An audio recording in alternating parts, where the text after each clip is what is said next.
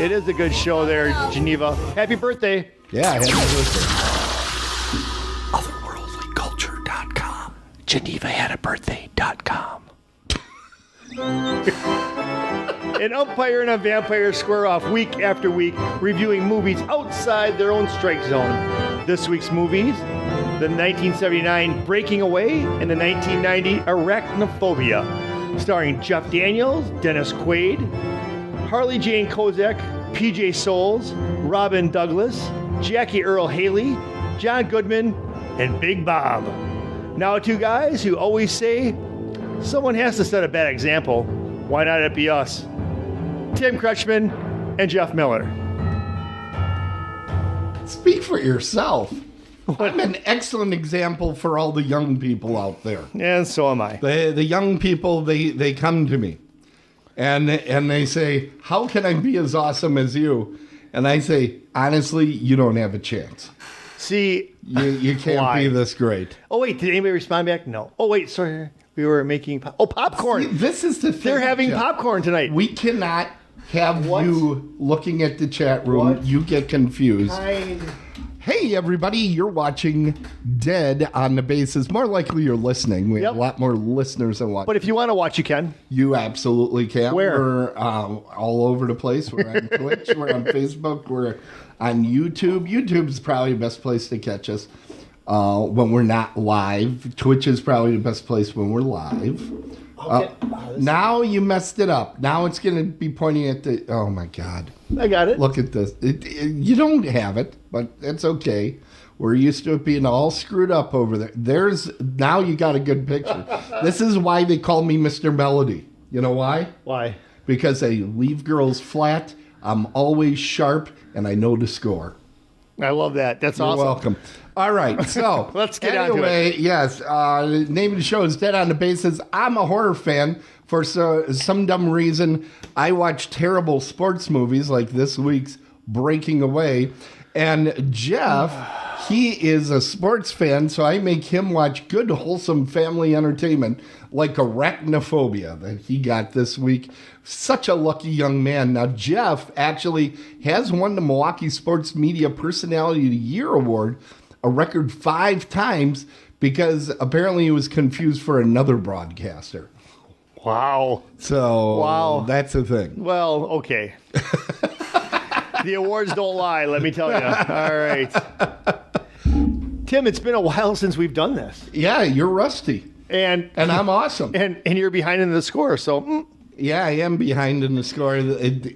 Obviously, this week, going to make up a little bit of space. So this is what we're up against this year.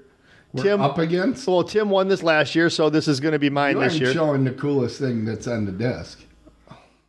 Okay, I'll get that. I saw it. I wasn't going to make any... Yes, you were. But here we go. Yes, you were. Tim, you know what? Since we've had... Okay. Since Tim is... This is what you're talking about, right? No. What's left? On the desk. What desk? On the desk. Oh, there we go. So there's a difference between a desk and a whatever that is. But right. That's but why since last time we've done this, Tim has retired. Yes. And so Tim... My actual job. Tim has gotten this. Yeah. Okay, it says Tim approved. So let's stamp it because this podcast is... Wait, who taught you how to stamp? This broadcast is Tim approved. That's right. You know what? I might just get that as a tattoo. My very first tattoo will be Tim approved. You know what? It is not going to be. Hey, I do not approve. This doesn't fit on here anymore. It's broke. Jeff comes into my life on Thursdays and systematically screws up everything in this room. But as long as you're in Muskego... All right. That's all that's important. Okay, we're going to the Jeff-anator, who is doing his review first here on Dead on the Bases. You know what? I'm going to say something first. You know, could we do this? What? You know what? I think for next season, we should do, like, in baseball games, we should have walk-up music. So as I'm going to be doing my thing, I have, like, a walk-up song, and then I present the movie. You know what I was thinking? Yeah. what we really need to do is make the show more complicated than it already is. But wouldn't that be cool? I'm so glad you came up with that idea. Wouldn't that be cool? Okay, you know what? People just write to me in my email. My email is, what is it? My God. It's Jeff I couldn't make it easier. It's Jeff at otherworldlyculture.com. My God. Let me know if you want walk-up music or not. If you say no, I'm not going to read that one anyways. I'm just going to take all the yeses. So we're going to have walk-up music in season 10. You know what your walk-up music would be? What? It would be this right here. Oh, hey, I got see Jeff's walk-up music. Sometimes I spoil a movie, alert. but remember what I always say about spoiling a movie. I can give you A and Z, but how do you get to Z? All right. Here's the other thing. Who says that? I do. That's why I made that. That's a Jeff saying. It sounds like one. I can give you A and Z, but how do you get to Z? But anyways, here's the thing. I have one big announcement. You have one thing. Tim, I know this is big, and be ready to push the button. Spoiler alert? No. The Blizz is paid off. Oh. My Jeep is 100% mine. All right. So what that means is within 30 days, it'll probably break down and I'll have to buy a new one. Yeah. It'll be another Jeep, so that'll break down shortly thereafter that. Too. No. All right. So let's get into Arachnophobia. Tell me about the movie Arachnophobia. Are there spiders? The unique thing about this is, I got both ears. I can hear out of both of them now. This one's a little too loud now, but I can just turn that down. But anyways, people don't really need to know that. What they need to know is arachnophobia is spelt with an A in the beginning and an A at the end, which is unique for a word. Now, it's a 1990 movie. I don't think you know what the word unique means. Unique means it's singular. Right. But here's the thing. Xerox begins with an X and ends with an X. Right. So this movie is a 1990 movie. It's rated PG-13. It's an hour and 49 minutes long. How long? I almost missed it. It's an hour and 49 minutes, but it kind of plays a little faster than that in my head. It plays faster in my head. Okay. It's a dark comedy, so you're going to get some darkness, you're going to get some light. I mean, there's some scenes at night, there's some scenes in the morning, like daytime. But when they say dark comedy, it means that there's funny scenes, but they're kind of... So...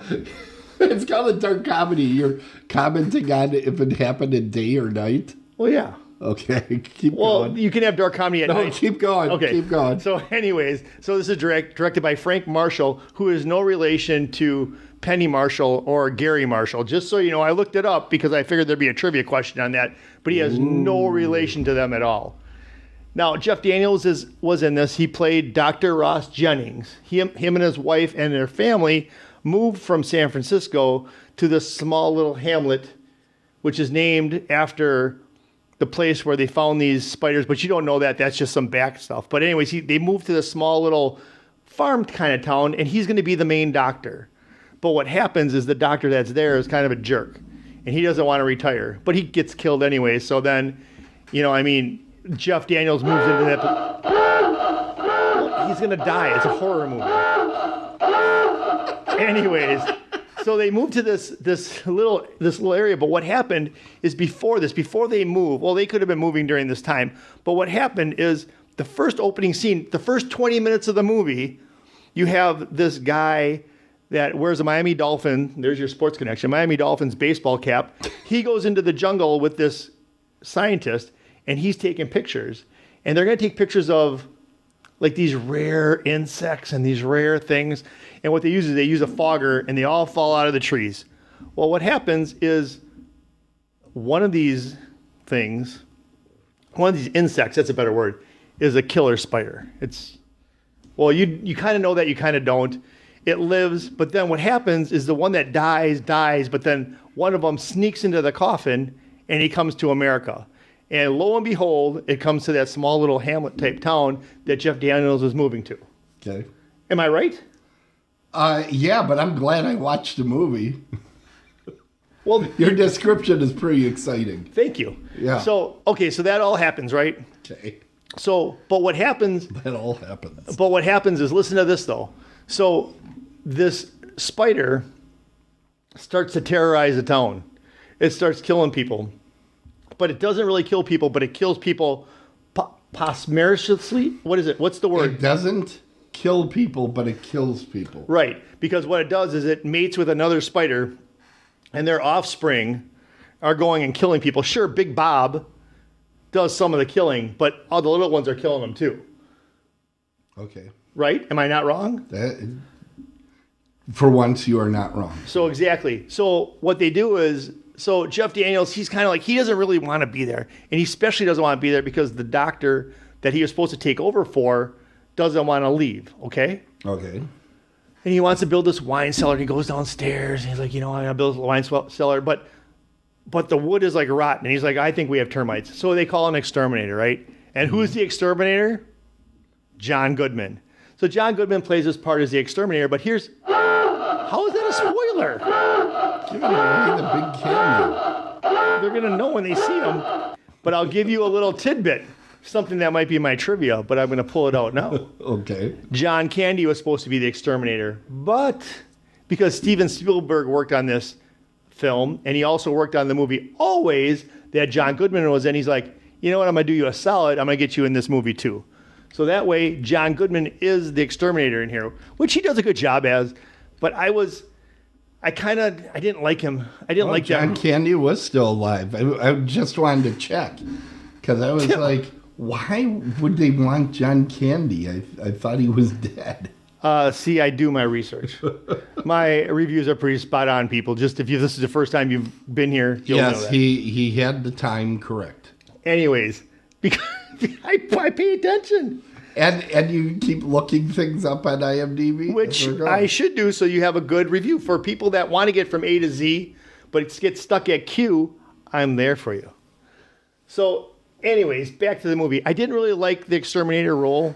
It just was kind of too weird. It was a little off-putting. I think he was trying to be too weird. And it probably would have been better with John Candy. Probably. Yeah. But anyways, so back to the movie. I don't want to sidetrack us too far here. So people are dying. Big Bob is... Oh, that's another thing. So this spider... So I got to let you know this too, that during this movie, not a single spider was harmed. There's a scene where John Goodman steps on a spider, but the heel of his shoe is hollowed out. So he steps on it, and the spider is fine. Well, that actually makes me sad. Step on the spider. You don't like spiders? I don't like spiders. Does anything really... I was thinking about this when I was watching this movie. I have no phobias. I really don't. There's nothing that... I'm not afraid of snakes, spiders, heights. There's nothing that really gets me. What about you? Do you have anything like that? I mean, if spiders. Sure. So seriously, if there's a spider whipping across right now... I will ask you to kill it. Really? Yes. Okay. Well, centipedes, too. I don't like centipedes. So anyways. Centipedes are serious characters. But when they first made this movie, Jeff Daniels wasn't really known. He was more of an indie type player. He did a couple independent type movies. He did some Woody Allen movies. Right, but he really wasn't known. He was known, but not known as a lead character. Exactly. So until he did Dumb and Dumber, and then he exploded. But and the reason why they brought Jeff Daniels in is because they didn't have that big of a budget.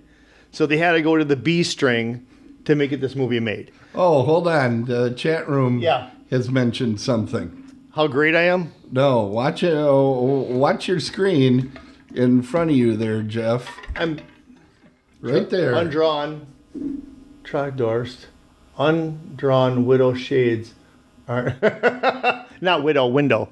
Sometimes window. Yeah, you're not scared of anything. But I'm not. Just it's maybe it's not a phobia. I'm not scared of it. It just. But anyways, you're psychotic about it. But you actually have you've taken care of that. Yeah, I paid a lot of money to do that. So anyways, back to the movie. So I'm on a fixed income. So they wanted some bigger actors for Jeff Daniels' part. I think he did a great job in that part. I think the movie was put together well, except it's very dated.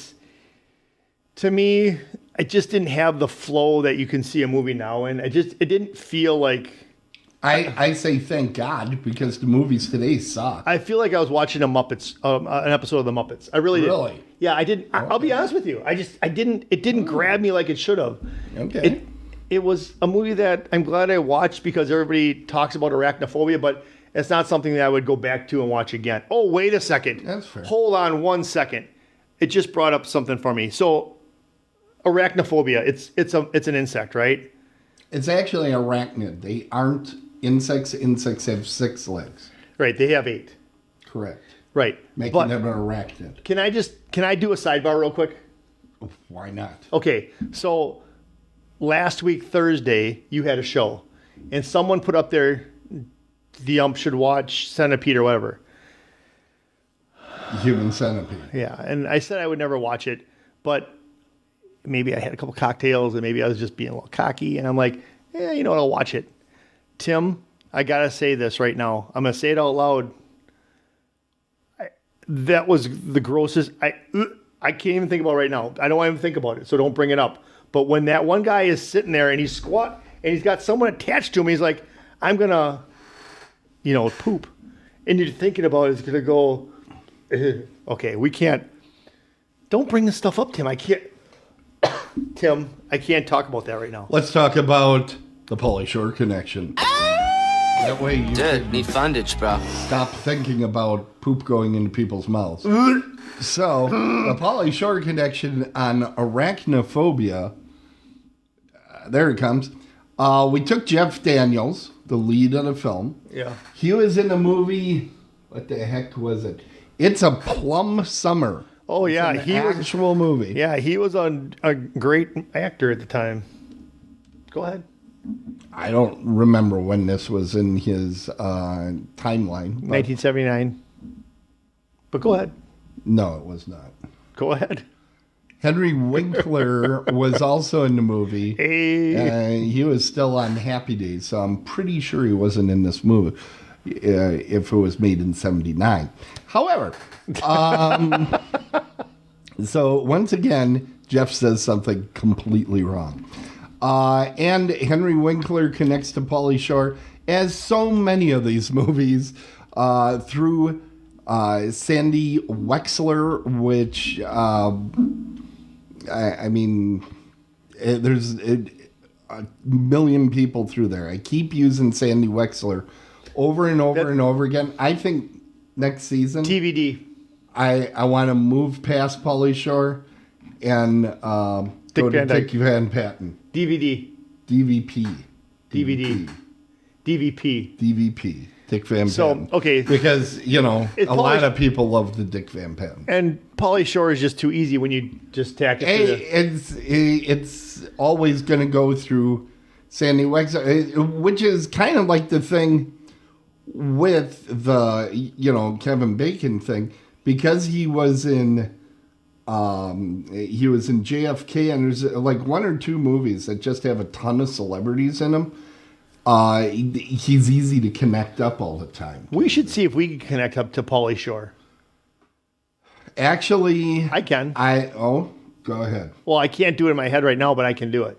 Okay. Well, I worked with a young lady that is a pageant girl, and she's on the Kill Tony podcast, which Pauly Shore shows up on fairly often. Well, there you go. I think I can do one step also. So, anyways, back to my movie. The connection. Yes, now that you're done thinking about people eating other people. So you're bringing it back up again. But anyways, so arachnophobia, I think for 1990, right? Yep. 1990, it would have been very, very, very good. In 2025, I think it's dated. I just don't like it. I mean, I just don't think it's all that it was in 1990. 1990, yes, give it 2 thumbs up. Here, give it a thumb halfway and a thumb like 3/4 or whatever. I think what I'm going to give this, and let's go to that. I think I'm being very fair. I really do. I think I'm being very fair in this, and I'm going to give it a 7. I think that's a fair rating. Okay. It's good. It's good. It's not a top 10 movie. It's Oh, not God, a no. top 10 movie. I admit that. Good. I actually enjoyed it more than I remembered enjoying it. Really? Watching it again recently. Well, just this week. It's a fun little flick. When you watch these movies, do you enjoy it. watch them all the way through? Do you fast forward or fall asleep or anything? Do you watch the whole thing? No, I watched the whole thing. Really? Now, your movie, well, I'll talk about that during Don't my I get review. sports? Yeah, but I was about to say something and I stopped myself so it can be part of the review. Okay. We are going to go to the break and I'm sorry, Tim. let's get things going. God, There's too many weeks in between. You are just the Nothing. best thing. I know. You're going to cause trouble. I didn't want to do that. Good for you. Thank you. All right. Hey, we're going to talk about Horror Realm here for just a moment. There's that Shocklack has not yet been reset For what? because the official dates have not actually been leaked out yet for Horror Realm Oh. 2026, but it is coming soon that they're going to be telling us those dates. It's What- going to be a similar time frame to last year. What about the, you put up some of our stuff, didn't you? So we did. One of the things that we put up was Little Jeffy Pie's interview for Thanksgiving with Karen Cleach Yep. and Alex Armbruster. Yeah. So that's pretty exciting. It was a lot of fun. It was a great time, and it was really good. Mike Exler's interview with Nick Namath. You might know him as, what is it, Dick Diggler or something? I have no idea. Dolph Diggler, that's what it is. Dolph Diggler. He that interview is now up on the site, and coming in this weekend we have hit the wrong ones. There we go. There it is. Yes. Return of the Living Dead with Beverly Randolph and Miguel Nunez, a movie that Jeff hated, by the way, everybody. But you know what that's was a the lot of thing. fun is because I saw this panel live when we were out there, and it snowed that day, and they were just blown away by seeing snow.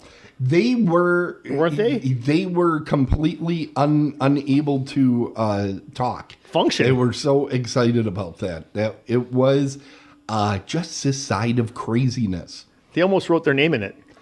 Yeah, it was disturbing to say the least. We also want to tell everybody about. Let's see if I got this going right. There we go. Dead on Thursdays next week is going to be now streaming. And Susie McIntyre will be our host for that particular show. You'll want to tune in next week. Am I on that one? At this time. No, they have other people that are on. But Thanks, one of the Susie. people that will be on will be Tim Yes. over at Darkside Collectibles, so you'll want to watch for him. Seeing him on the show is always better than having to see Susie. You know what? I actually got an email from Tim the other day that he's been selling our merchandise and he's out of it. So I have to send him. What? Yeah, he's out. So I have to send How? him. He's selling. It has to be the first one, not the one you're wearing right now. He has both of these.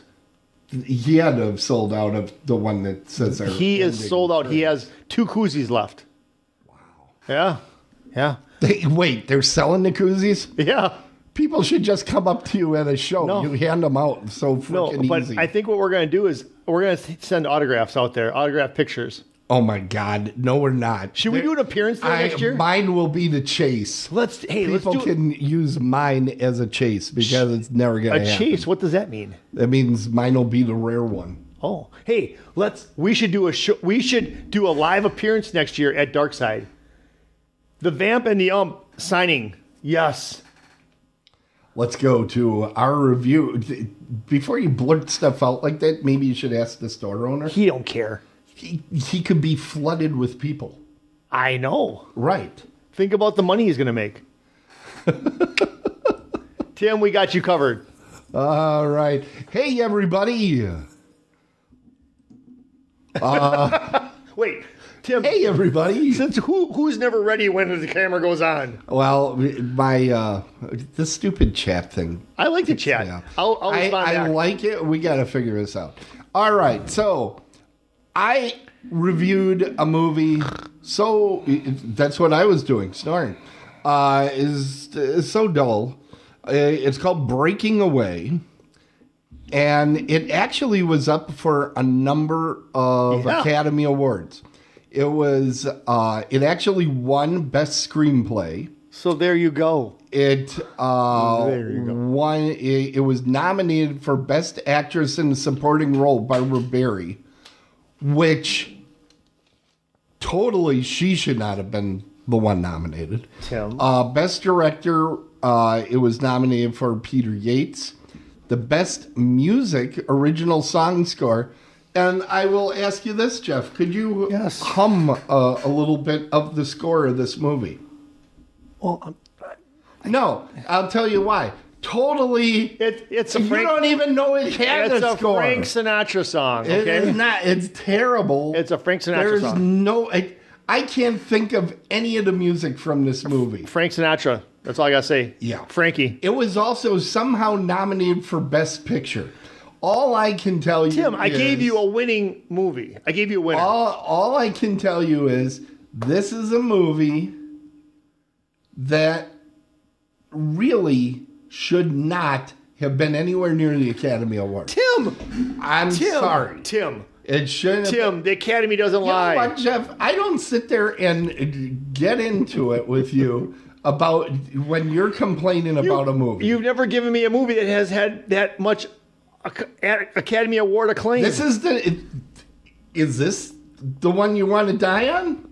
Is this because I already took 1 point away in my head? Is this the one you want to? That's not fair. I don't care if it's fair. That's not fair. I don't care if it's fair. I can't see standing up for this flick. Okay. It is not as bad as I thought it was going to be. There you go. That's also like saying, that last time I took a turd, it took 2 flushes and I thought it was going to be a 3-er. Okay. Wow. So that's what we're talking about here. Just wow. I'm going to put this in the chat. Wow. Yeah, okay. Whatever. It'll take a couple hours, everybody, and you'll have wow type thing. I didn't spell that right. Okay, so what is Breaking Away about? I'm not going to sit here and tell you the damn length of the movie. The story is about 4 poor boys in a college town trying to cope with not having the funds to attend the college. And the main source of employment in the area is a stone quarry, which it's still operational, but it's been toned back quite a bit. And it's mostly a watering hole for them these days, the stone quarry. Because they are stone cutters, they're known by the college kids as cutters. They're parents. They're parents, yep. A little bit, this movie is a little bit like Caddyshack in that way, because it's about the snobs versus the slobs. Here's the thing. Caddyshack was funny and fun. This movie is about a story of a boy that's suffering from the delusion that he's Italian, but he's from Indiana. Not many people are confused by, hey, am I in Italy or am I in Indiana? Most people can quickly evaluate, you know what? I'm not in Italy. I'm in Indiana. This kid, it took him the whole movie pretty much. Now, the romantic interest gal, her name is Robin Douglas, the actress. She's best known, I believe, for being on Battlestar Galactica 1980. PG? That's saying something. PG. You cannot tell me you didn't BG. That's saying something. You can't tell Jeff, me you didn't. You know her because she had a spread in Playboy, and you do like it when they spread. But she is just the flavor of the week that they had. It was good to see Dennis Quaid in the movie, and Daniel Stern was in this movie prominently. So there was a strong supporting cast. Dennis Quaid, I liked that he has fit into our list of athletes using cigarettes shortly before competition. Because he throws a cigarette away and then challenges a guy to a swimming match, which probably not the best approach. The Italians are cheaters, in the race that occurs. And for some reason, this kid's surprised. The hell is wrong with it? Does he know nothing about Italian culture? Wow. Wow. Wow. Now, the best line in the movie was by Barbara Barry, who, maybe it's because of this one line that she got the Oscar nomination. At one point, she says, "Oh, Dave, try not to become a Catholic on us." Oh my Wow. God, this movie would be so canceled today because Sure. they would say it's something, like, oh, they're making fun of this kid for his dysmorphia, thinking that he's a Italian instead of, an Indiana person. There is a lot of inappropriate type of comedy, which I usually enjoy. Yeah. Most of the funny lines are with Paul Dooley. That's the guy that plays the dad. Uh-huh. And he steals the picture because he's frustrated with his son, who he expects good things out of. And all he does is go with his buddies, his degenerate buddies, to the stone quarry to swim and screw around on his bicycle all the time. One thing that was very interesting in this movie is the distinct lack of helmets throughout the movie. This is 1979. That would not go today. Oh, no. It was very interesting to me. In fact, I remember that the getup that he's wearing there, which is a painter's cap that he's wearing, and then just shorts and the tight-fitting T-shirt there, that was like the bicyclist uniform at that time. Yeah. And those painter's caps, I always thought looked like douche-tard to the ninth. And my opinion has not changed. Now, at one point, he is riding the bike behind a truck. And the truck is telling him how fast he is going. Yeah. At one point, he tops out at 60 miles per hour. Yeah. Okay, Tim. I checked the Tour de France, which is, the biggest bicycle race in the world, except for, my buddies and I, when we used to go to the moon craters and do wheelies. That's the other big one. They typically don't top out at 30 miles per hour. Now, I understand, okay, he's getting draft behind the truck. Maybe they're going There's down no the way, hill. though, but there's no way. But on those itty-bitty road wheels, the amount of danger that is insane. You could die very easily like that. So as a public service, I'd like to tell all of our viewers, please keep it below 30 miles per hour on your bicycle. What's the fastest you've gone on your bike? Well, I got an electric bike. I know, that's what I'm saying. That's the other thing. That's what I'm saying. That's the other thing. These goofs don't even get a decent bicycle. Okay. Charge the sucker up, and then you can really go. Listen, I have mine set to a 20 mile per hour speed limit. Oh, really? I cannot go past 20 unless I'm going 20, going over the top of a hill, and it's going down. It'll go faster than that, but it will not add additional power above 20 miles per hour. You can set it up to 26. There are e-bikes available that, honestly, they're motorcycles that have little pedals on them so that they can get around laws of various types. Okay, I didn't know you could set the. I know you could set the speed. I set my speed limit at 20. I think that's more than enough. Oh God, yeah. When I used to bicycle with a regular cycle, I would say if I wasn't going down a hill, 10 to 12 is about as fast as I could go. Now, you still wear a painter's hat? Just asking. Where did Bell go? I'm just asking. Put it way over there. I'm just asking. I wanted to swear. Do you still? I never wear that. I am not Mr. Oh my God, we gotta wear a helmet type guy. But honestly, I don't want whatever happened to your hair to happen and it blow right off the top. So I like to put the helmet on to keep it on there. So let me just tell. I want to just tell a quick helmet story. So when I think I was 10. Okay. It had to have been 10. And at 10, my folks got me a skateboard. Okay. Just a skateboard. I mean, it was nothing special. Mm-hmm. But I had a helmet, I had knee pads, and I had elbow pads. I don't even know why I had all that stuff. I mean, if they saw me coming down the road, they'd be like, what the hell is this guy trying to prove? I mean, I was way too armored up for that. I didn't even need any of that. But, they're looking out for you, but I'm sure it wasn't a good look. Honestly, a lot of times when I was cycling, I didn't go much above 6 miles per hour. Okay. I would just be like, la-di-da, having a good time. So that's more my thing. I was once in a 100-mile race. Really? Yeah. I took the 20-mile route.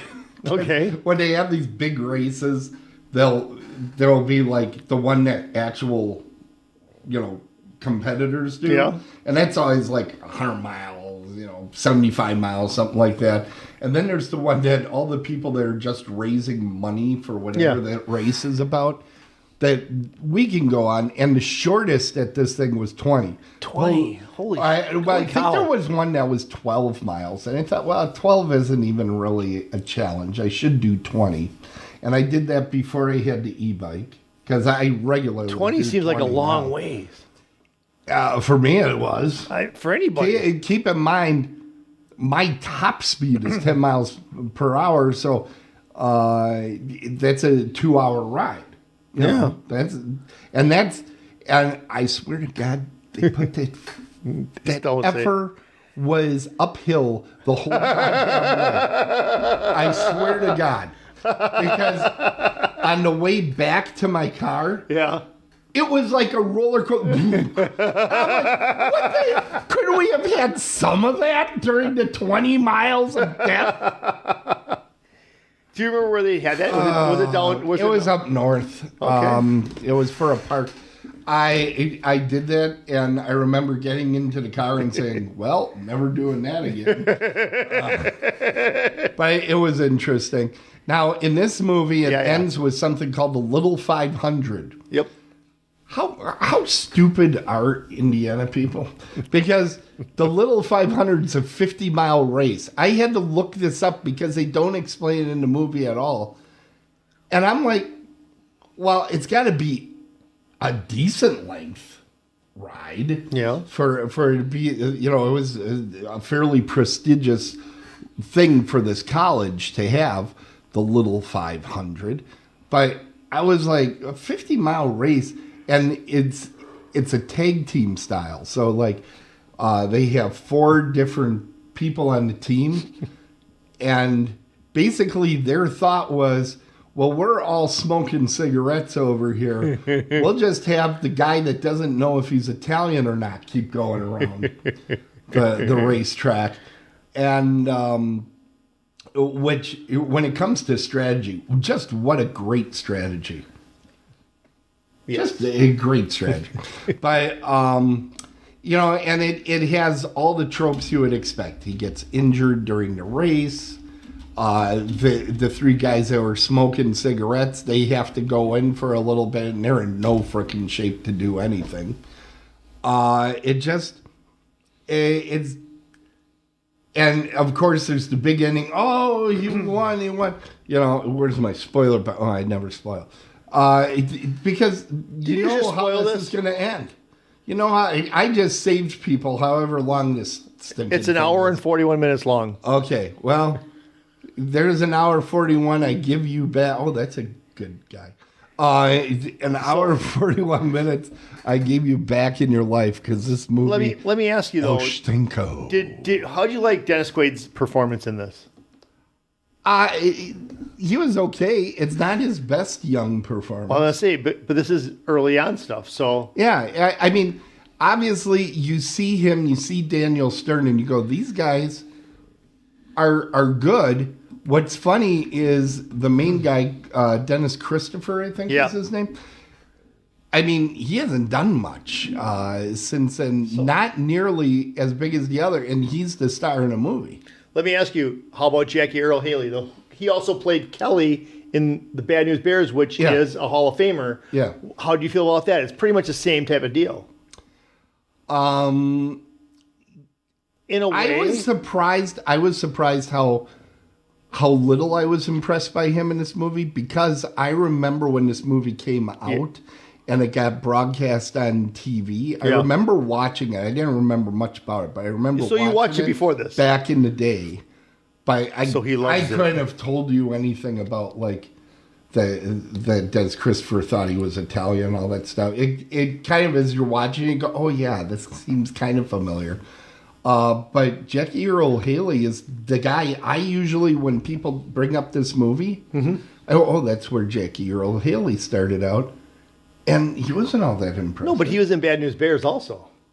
Okay. Oh, no, I'm just saying. What did you think of it? I mean, did you feel any kind of... He was fine. I mean, I wasn't surprised by him. Let's do the horror movie connections, because I see where you're going with this. Okay. So let's do that. We'll start with Dennis Christopher, who was the lead. He was in the Tim Curry version of It. He played Eddie Kaspernak, which was a good casting for him, because that's the frail little hypochondriac character. I will not be watching that. And, well, yeah, you will. And you kept telling me you weren't going to watch Human Centipede. All you got to do is put some booze in Jeff. He'll do whatever. That doesn't sound too good. Oh, my God. That's what your wife told me. That's what she got married to. Anyway, Necronomicon, he was in a TV movie called, I love this name of this movie, so I had to bring it up, Deadly Invasion to Killer Bee Nightmare. Does that sound like a TV movie in a week? Does. That is so awesome. All right, let's go on to Dennis Quaid, DQ, who is a Hall of Famer for The Rookie. Now, I always talk about Dennis Quaid in Inner Space. It's one of my top 10 favorite movies of all time. I love Inner Space. You're going to bring up Jaws 3. Which 3D. It's better than it sometimes gets said, but it's nowhere near the first two. It's movies. awesome. Why you just wear the glasses? Yeah. He was in Dreamscape, which I love that movie quite a bit, which is kind of got a horror bent to it, but I'm not counting it. And he's been in a ton of sports movies. He has made 115 movies. Wow. 7% of them are horror, eight of his credits. Dennis Christopher was in 88 movies, which surprised me it was that many. But when I looked at I shouldn't say movies, credits. Dennis Christopher has an awful lot of television, one episode, guest credits. Okay. So that's what's going on there. Then we go to Daniel Stern, who is probably best known for being being one of the wet bandits in Home Alone, and he was in City Slickers. Yes, that's where I know him from. But you, Jeff, should also know him that he was the director of the movie Rookie of the Year, a sports movie. I've never seen that movie. Okay. I refuse to watch that movie. Yeah. But Daniel Stern has 79 credits, which is less than Dennis Christopher, which shocked me. But he does have 4 horror credits, and his horror credits are better than Dennis Christopher's, because he was in Chud and he was in Leviathan. Those are really pretty strong. He has good roles in both of those. Leviathan is a very good movie. I enjoy Leviathan. So, that's because there's flamethrowers, Jeff. And it's underwater. James Earl Haley, as you said, Hall of Famer from the Bad News movies, but he's also he's a huge horror icon because he played Freddy in the Nightmare on Elm Street reboot that came out a couple of years back. Yes, sir. He was also in the sports movie that we watched, The Tropics, the basketball movie. I haven't watched that. We did. No, we watched that with Jackie Moon with. Okay. No. Hold on. We'll get it. It's with who's the guy from Talladega Nights? The main guy. Oh, Will Ferrell? Will Ferrell, and it was a basketball movie, and it was. Oh, Semi-Pro? Yes, we watched that movie. He was in there. He was the guy who made the full court shot. Oh, that's right. That was like a walk-on role. Yeah. So sorry to disrail you we'll on that. give him another Hall of Fame. And another point for me? Not really. Okay. So then we have Barbara Barry, who somehow had dirty pictures of somebody in the Academy and got a Oscar nomination out of this movie. She, I believe, was actually on one of our old shows, but I can't remember which. I kept looking. I'm like, I know she was in here somewhere. You think she's a Hall of Famer? I think she might be. She did have 3 horror credits. You probably know her best from Barney Miller. But she was on one of the original gangster Twilight Zone, the first, the Rod Serling years. So good on her. But she has a remarkably low 2.5% for her horror movie index. Then we go to Paul Dooley. Paul Dooley, now he's best known for faking time codes on Strange Brew, but he's done a lot of horror anthology work and typical character actor stuff you would expect. 215 credits, 9 of them are horror. Then we have my surprises that I didn't expect when I was watching the movie, and here comes John Ashton. Now, you might know him from Beverly Hills Cop or Midnight Run, both directed by the same guy, by the way. He had prominent roles in that. He has 95 roles total, but he had 6 horror credits, including the 1985 Twilight Zone. A bunch of insignificant stuff in TV movies that he had. But it was good to see him as Dennis Quaid's older brother. Now, just take a look. I'm going to do this. Jeff, look up at the screen. Okay, do you see the family resemblance? Not at all. No. I do not know how he got that role. They're brothers? In the movie, did you watch Breaking Away, or was I the only one that had? No, I thought you meant blood brothers. They're not blood brothers, are they? No, in the movie, he plays, and I'm like, he doesn't look anything like Dennis Quaid, not even remotely. No, I get you, yeah. Not even remotely. He looks like he's like 20 years older in that movie. All right, then you got, I watched the movie. Did you see PJ Souls showing up in there? And of course, Hall of Famer for Halloween. She's also famous, of course, for Stripes, Private Benjamin. Private Benjamin. Wow. She was in Rock and Roll High School. But she really became a horror icon because of Halloween and Carrie. She also was in the movie Devil's Rejects, which gets her a lot of cachet in the horror circle. Do I want to see that? She has a 25 horror credits out of 68, giving her an 11.6, making her second to Dennis Christopher. Wow. In a horror movie index, which is insane to me because nobody would ask Dennis Christopher to come to a horror convention, but there you are. And then last but not least, Jeff. Yep.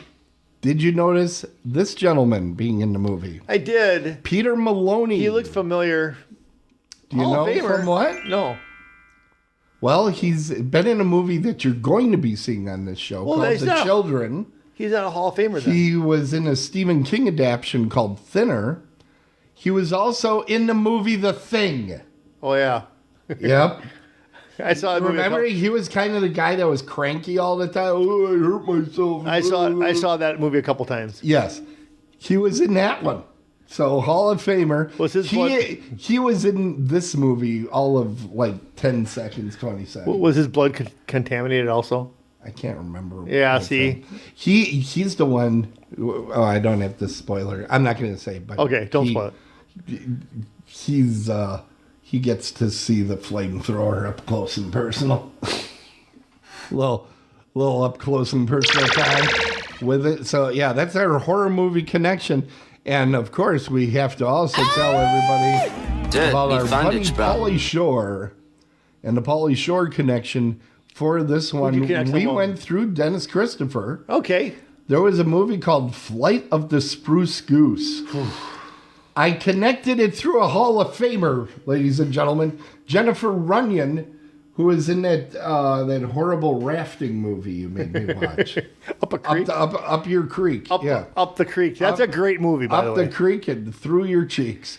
She's awesome. That connects to 18 again, and that goes to Pauly Shore. She is so pretty. I think she's very pretty. Well, she got the role at the beginning of Ghostbusters because she was instantly that's a pretty girl. Yep. Yeah. So, that's Jennifer Runyon. So, it's time now for me to give you the score on today's movie. I feel very generous. I'm going to give it a 4 out of 10. Wow, that's disappointing. It's pretty boring, everybody. But what about all the Academy Award nominations? What does that matter to anybody? Tim. What does that matter? Okay, go ahead, Jeff. Tell me what won Best Picture this year. This year? Yeah. Yeah, I can tell you which one. This year. I can tell you what it is. Go ahead. I can tell you. It's that one with that Russian chick in the... Go ahead. What's the title? Well, I'll tell you what. Why don't you tell me who was Best Actor this year? Exactly. Nobody cares about the Academy Awards. 10 years from now, if it turns out to be something that people go, oh, yeah, that was actually a very good movie, then people talk about Academy Awards. But most of the time, they're just looking for anything they can find. Okay. And this movie, it was better than I expected. There you go. There should be at least a 6. I gave you a 4. Did you want a 3? No, not at all. Okay. Okay, Mr. Hawley. I thought I was being generous. I'm going to call you Mr. Hawley. I was being so generous. And if you know, you know. Yeah. Okay, yes. More Muskego trivia. That's what the show needs. People are telling me all the time, Tim, what I wish you had on the show was more trivia about Muskego that only Jeff and you know about. That's what we should talk about. Well, hey, Jeff, guess what time it is? Trivia time. It's trivia time, Jeff. Yay. Are you excited, Jeff? I kind of am and I'm kind of not. And you'll know why. You'll know why after we're done. Let me explain the rules, everybody. 3 statements are made. There are statements, all right. There are 3 statements made. 1 is a lie, 2 are the truth. We serve it to each other. Jeff, of course, tries to not be in the camera shot as usual. What'd I do? You moved again. I wasn't trying. There you go. I know you're not trying. I've watched the show. 5 points if we get it right. Do you want to do yours first or second? I will go first. Stop being in the chat room during trivia. Well, your Swoolbat was asking me a question. Nobody cares. Okay. So I'll ask you first. Okay, you're going to ask me first. Do you mind? I'll look over here. Well, it doesn't make a difference. Whatever. Yes, I'm looking over here. Breaking Away won an Academy Award in 1980 over All That Jazz and Justice for All, The China Syndrome, and Manhattan. The second question is, Sports Illustrated in 2003 listed Breaking Away as the number 8 of all-time sports movies of all time. And the third question is, Dennis Christopher, who also was one of the athletes in Chariots of Fire, was quite the accomplished runner and initially went to Temple University on a track scholarship. I'm going to say the last one sounds true to me because I know he was in Chariots of Fire. Okay. And he does appear to have a runner's body. Okay. So that doesn't surprise me. He actually, I believe, his first job was something like, he was like a stylist for JCPenney or something. It's really Don't try to pick this through for me. See, the 1980 kind of worries me on the first because this was a movie released in 79, but that's probably the 1980 Oscars. So if I find out you did something there, I wouldn't do that. I wouldn't do that. I noticed that you said Oscar. You didn't say for what. I believe the only Oscar it got was screenplay. So could you list those movies again for me? Yes. Breaking Away won the Academy Award in 1980 over All That Jazz and Justice for All, The China Syndrome, and Manhattan. I think China Syndrome did really good the year that it was in there, but those sound contemporary. Okay, what was the second one again? Sports Illustrated in 2003 listed Breaking Away as the number 8 all-time great sports movie. Here's the thing. Sports Illustrated is also run by idiots. So it's entirely possible that they could have made an error of that size.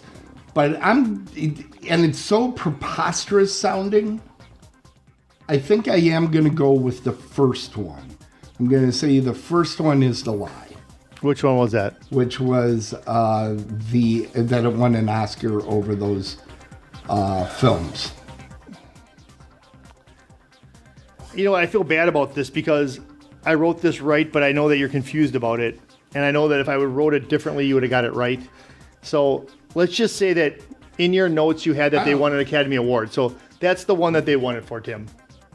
So you're wrong. I mean, okay. But if I would have wrote this a different way, you would have picked up on it. So why don't you pick between the Sports Illustrated and that he went to Temple University on a track scholarship? Because the Academy Award is correct. It really did happen, but I feel like I wrote it incorrectly. So you have to pick between the other two. Okay.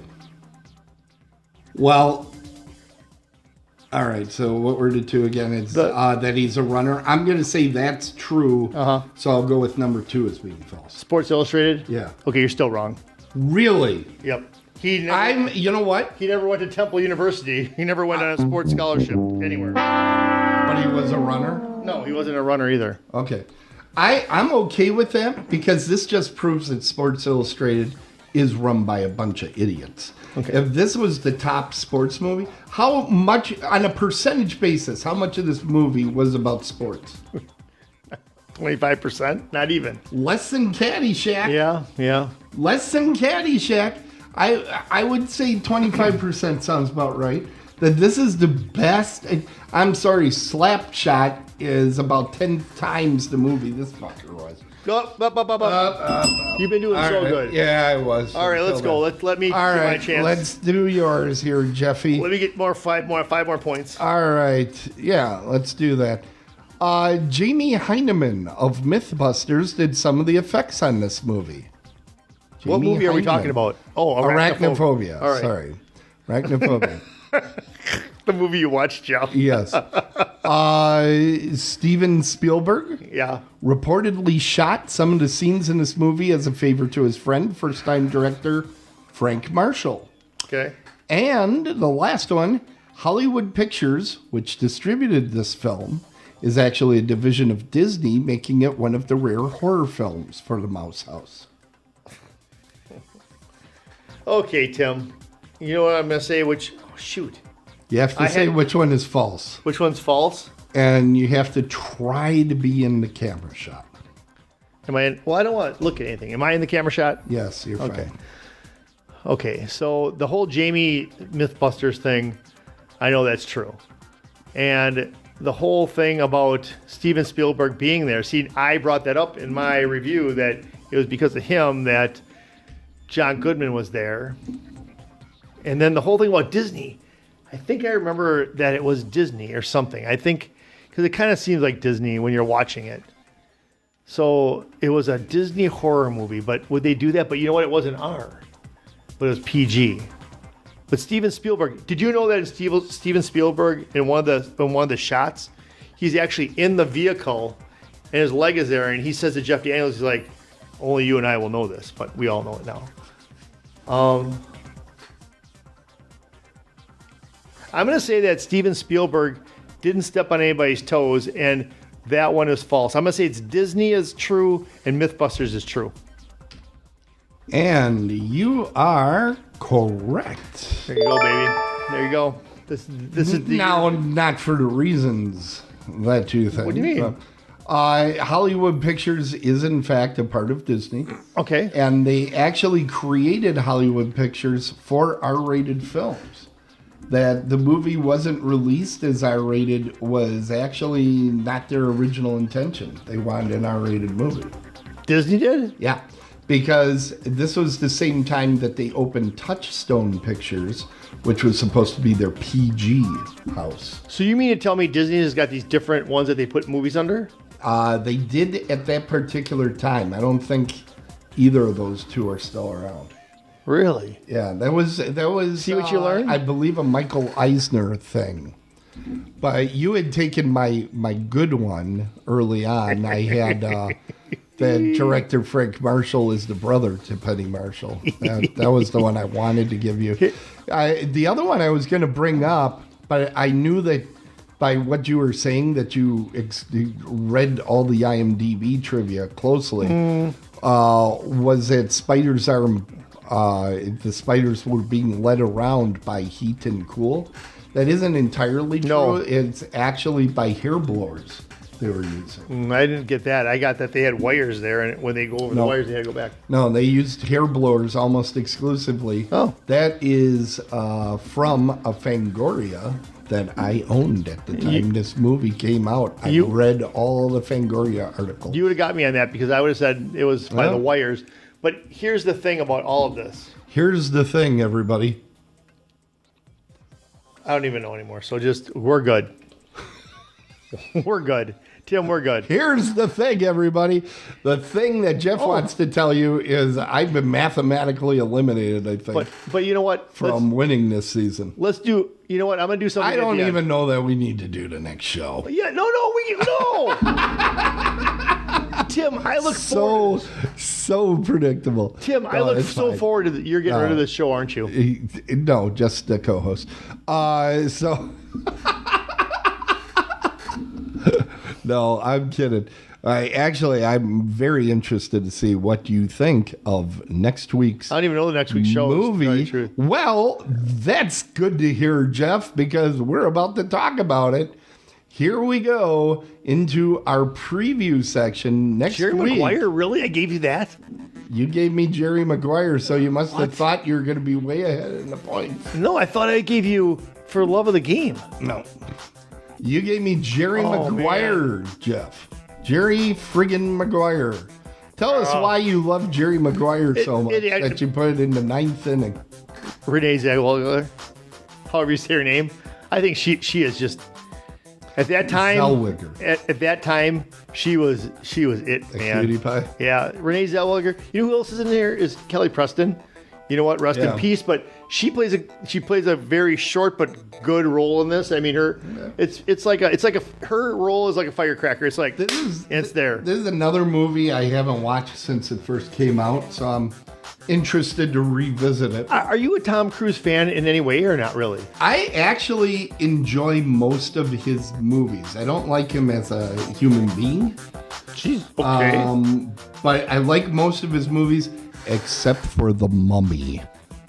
Oh my God. He was in The Mummy? He made a version of The Mummy about 6 years ago. What? They were trying to reboot. Okay, a little bit of a story. Because all I know is that Brandon Fraser was in there. That was the one that came out like 20 years ago. Which was really good. That was an excellent movie. I love that movie. Yeah. What they thought they were going to do, because of the Marvel superhero universe, they wanted to do a Universal Monsters version of that. And they were going to call it Dark Universe. Oh. And they decided, we're going to start this with Tom Cruise. How could we go wrong with Tom Cruise? Right, exactly. And The Mummy was very successful with him, with Brendan Fraser. Yeah. Let's do something like that. They made the movie, and it was terrible. It was awful. Really? And was he the mummy? No, he was like the mummy hunter. Okay. Okay, and they hired Russell Crowe to play Dr. Jekyll and Mr. Hyde. Okay. To be in this thing. Here's the thing. You can't make fetch happen. You know, they were trying to make this happen. They could have launched it successfully, I believe, with The Invisible Man that came out a few years later. Okay. Or the Creature of the Black Lagoon movie. What the hell is it? Shape of Water. Oh. Which ended up getting an Academy Award or two. They could have successfully launched it with either of those two. But because everybody said, this is the movie, we're launching it, I think it was too much pressure. They put too much money to it. and it really wasn't a good movie. And they just made every wrong decision you can make on this thing. I would force you to watch it, except for you would. I know you would dislike it too, and I don't ever give you movies that I know you're going to hate. What about Malignant? What's that all about? Well, let me tell you about Malignant. Malignant is a horror film. There better not be nothing. There better not be anything like that. Nobody better be poking out anybody's eyes. I don't know if anything does do that. Because I can't. What movie? You know what movie that we had that was like that? The one where they went up in the spaceship. Remember, it was like supposed to be a true story about these people like in Pennsylvania or something, and they. Fire in the Sky. And they screw around like showing you stuff by their eye. I hate that stuff. But go ahead. What's Malignant about? I'm not going to tell you anything because you're going to enjoy discovering this film because it really is a little bit of a mystery. And I remember when I watched it, I went in fairly blind. Okay, good. It reminds me a lot of a different movie, so I kind of figured it out earlier than I think I was supposed to figure it out. Will it remind me of anything? I mean, have I seen the movie that reminds you of? No, you have not. So I'm hoping that it'll hold you a little bit longer, that you're still going, oh, okay. Because when it does reveal, it's a really cool reveal. And I think it's scary, it's fun, there's a lot of action sequences. I think you're going to have a good time. We know that Jerry Maguire's got Renee Zellweger in there and Tom Cruise. Is there any big names in this? I don't think of one. Okay, fair enough. I don't think so. Let's roll. This was a movie that was not made for a lot of money. Okay. I believe it's a Blumhouse release. I could be wrong about that. I'll take a look at our thing here. Do you know how long it is? I have April 30th up on the screen. That is correct. No, that long until we got another one? That's got to be wrong. That's got to be wrong. I can't wait till the 30th to claim the prize. Oh my God. I'm going to drink out of that next week. That does need to be wrong because it's a Wednesday. The actual show, how did that get in there? Malignant did it. I do have April 30th marked down. That's just wrong. It should be April 24th. No. Wow. No, it should be May 1st. What? May 1st. It's going to be May 1st because the week before this, on April 24th is when we're doing the Tremors retrospective, which I have no freaking clue what we're going to do. I'm on that. Oh, good. Thank God. But here's the thing. So you guys have until April 30th to write me in my email and let me know what I'm going to drink out of this when I win. So what am I drinking? Am I going to drink Jägermeister? Am I going to drink bourbon? Am I going to drink vodka, tequila, soda, water? This is the one that's We got to think, what's Jeff going to christen this victory cup with? What? Stop putting things on his desk and it makes noise. Clanks. Oh, we got a lot of clanking always going on but here. It's okay. So Malignant. You don't pronounce the A, do you? No. And just a reminder, everybody, next week, April 10th, let me look at my calendar. That is correct. We're going to have Susie McIntyre, Tim Godak, and Marcus Jones. Cool. That's a great lineup. Here on the show. And they're going to be doing a movie that they're going to be discussing called Devil and the Daylong Brothers. Oh, I don't want to watch that. It looks like an action comedy Faust type thing. I don't know. I have not watched it yet. It is available on the Tubi. It's on Roku channel. Tubi. So, yeah, we're looking forward to that. And with that, let's get ready to close things up here. It is time to close the crypt and call the game. Thank all of you for watching. And remember to share and subscribe to our show and feed. You can find the show at otherworldlyculture.com.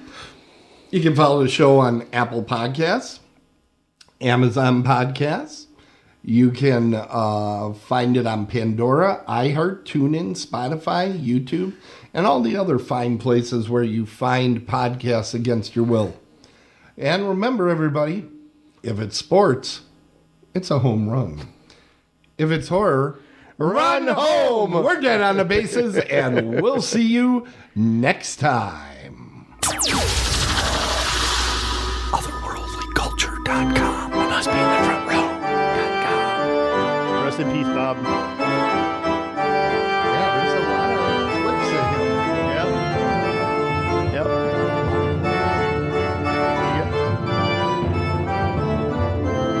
Tim, what's it feel like to not have that? Not going to win the cup this year. You don't know. Wait till we have that panel again next year. You don't know. You don't know. You have no idea. That was so much fun. Oh my God. No. That was No, really, that was bedlam. that was Bedlam. I think we should show that. No. No. We should have to review. After you pleaded with me not to show it, We have to review it. We have to review it. No.